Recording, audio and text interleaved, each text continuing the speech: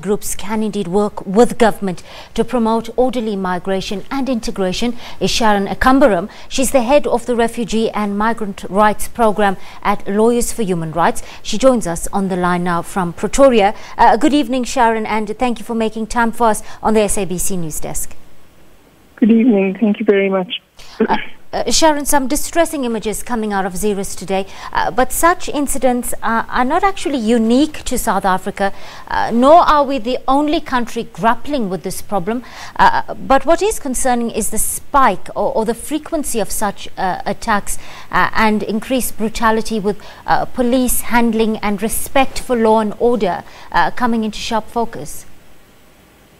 Yeah, I mean, I agree with you. I think we're seeing this as an international phenomenon, and sadly, South Africa can be associated with a leader like Trump in what is happening in America, with migrants coming into that country and the kind of policies and practices and utterances by the president of the U.S., derogatory statements about Mexicans and migrants coming to that country. We're seeing a similar thing in Europe.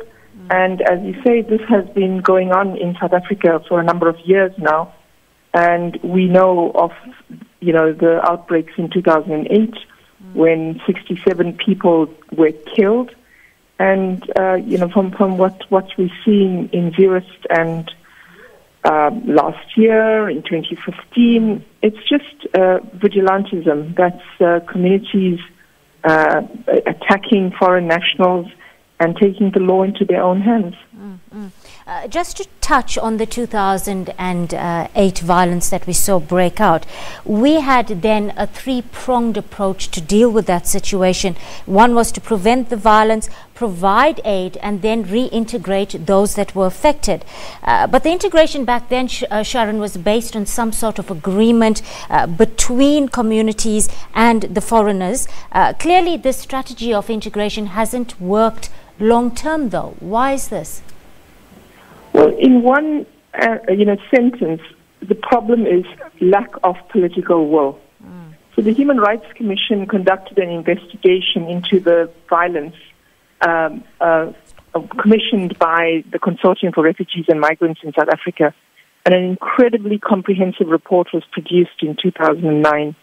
And this report made detailed recommendations based on its findings. And it was explicit what each department of government should do in order to, as you said, firstly, look at ongoing prevention strategies, and then emergency responses. What can we put in place so that people are not cowering, as you hear in your clip, hiding for their lives, having come from contexts where there's violence, they are facing persecution, and they come to our country and they get treated like this. And nothing has been done.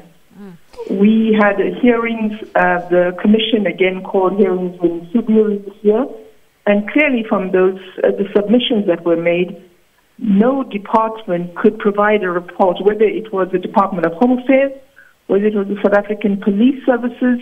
They could not say against those recommendations one step that has been taken towards addressing this problem and putting in place measures to make sure that this doesn't happen again. Sharon, in the clip above, we heard from locals their constant pleas about how they're losing jobs and employment to foreigners. But what extent, we want to understand, does crime and poverty actually fuel such violence? Well, that's the point. I mean, we're one of the most unequal societies in the world, and you can't blame foreign nationals on that. That is obviously a consequence of a heinous past of apartheid and colonization that has resulted in the minority of people being extremely rich in this country, a majority of whom are white, and the majority of people that are poor are black African people. And this government had to put in place measures to address that, to make sure that people get jobs and that the conditions that people live under is improved. Now, it's exactly as I said earlier on, with scapegoating of migrants and foreign nationals that all the country's problems are blamed on. The community needs to find evidence of where people, how can they prove that it's the foreign nationals that are taking everyone's jobs in this country? The number of people, foreign nationals, is a tiny percentage of the total population in our country. It cannot be that they are causing our problems of unemployment and poverty. And if that is, we need different ways to solve those problems.